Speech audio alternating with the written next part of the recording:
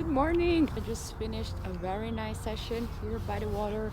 There was mist, the sunrise was great. Unfortunately, not many species, but I'm still quite happy and had a nice walk around this location, which is one of my favorite one. But today's video is actually just to give you an update and explain where did I go in the past few months.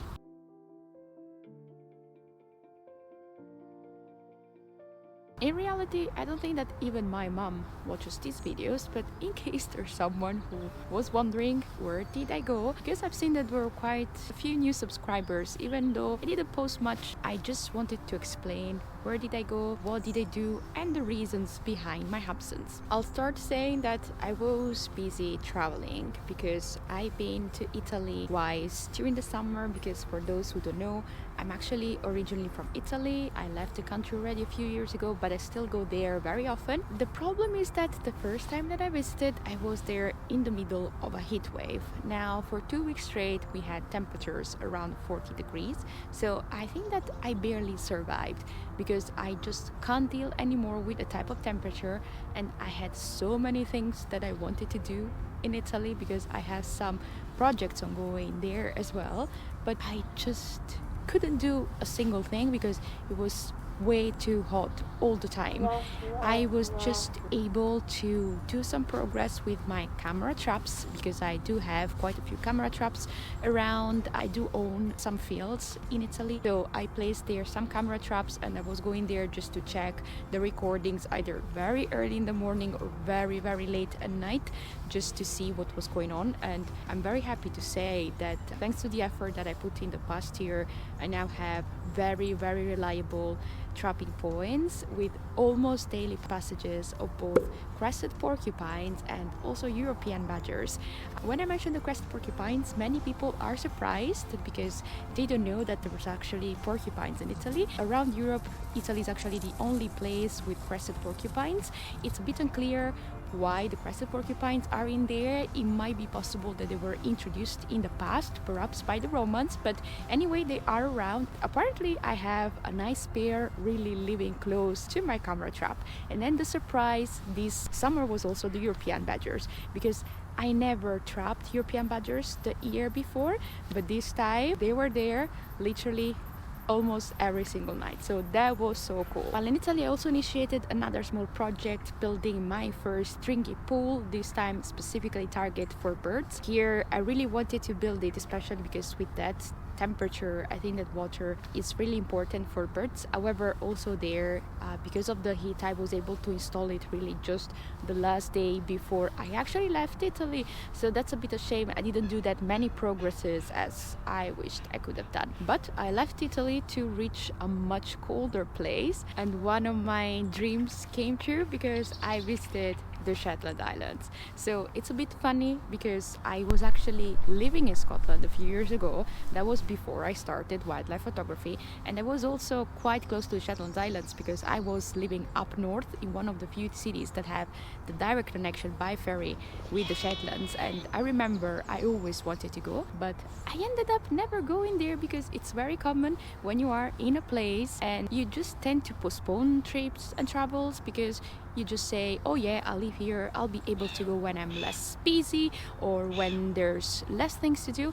And then, you know, I left Scotland without visiting the Shetlands. But this time, early this year, when I was thinking about where to go for the summer, I said this is the time that finally I will make my dream come true. So I booked this trip to the Shetland Islands and I had such an amazing time. Of course, I have a video planned only on that trip because I want to let you know everything and give you information and share the photos and tell you about the amazing birds and also other wildlife that I saw there. This is just a small teaser, but look definitely up for the next video that I hope I'll be able to post in the next month. After coming back from Shetland, I actually decided to go back to Italy because the first time there, as I told you, I was just absolutely not doing anything because of the temperature. So I visited again when the temperature was much more manageable. It was very nice because I was able to do some more work at the pool and also follow up again the camera traps. So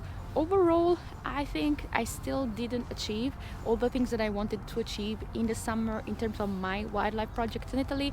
But still, I'm very grateful. A few other exciting things happened actually, because my photos were for the first time printed for an exhibition managed by a local photo club back to Italy. And also, as we speak, for the first time, my photos are going to be published. Such a good feeling. And also, another major thing that happened, this is huge, I decided to start officially freelancing as a wildlife photographer and educator, and I just launched my first service, a one-on-one coaching program, and I'm so happy to announce that I have my students, my first students, and I'm so excited to start this new chapter and getting the chance to speak to people and help them in their journey in bird photography. And in case you're interested, you can look at the description under the video. And on a final note, I also want to really highlight how much I possibly underestimated the time needed to